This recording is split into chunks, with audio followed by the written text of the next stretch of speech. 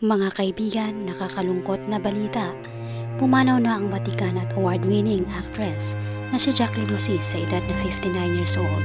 Alamin ang buong detalye.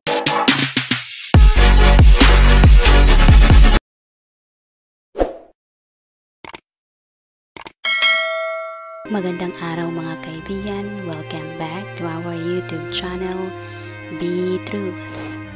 Pumanaw na nga ang Batikan at award-winning actress na si Jacqueline Lucy sa edad na 59 years old.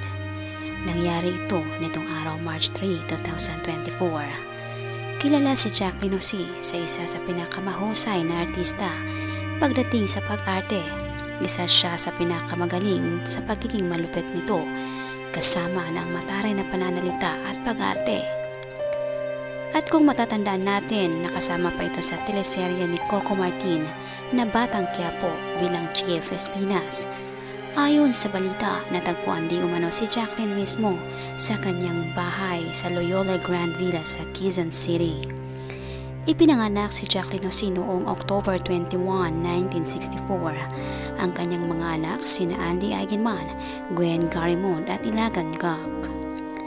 Ang naging unang soap opera ni Jacqueline Lucy sa telebisyon ay ang Pamilya Zaragoza na inilabas ito mula noong 1996 hanggang 1997.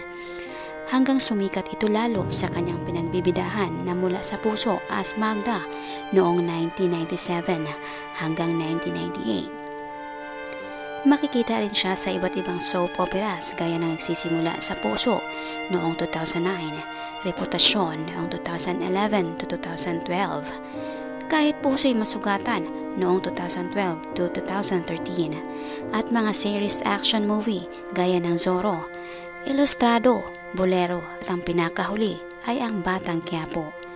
Wala pang inanunsyo kung ano talaga ang dahilan ng kanyang pagkamatay.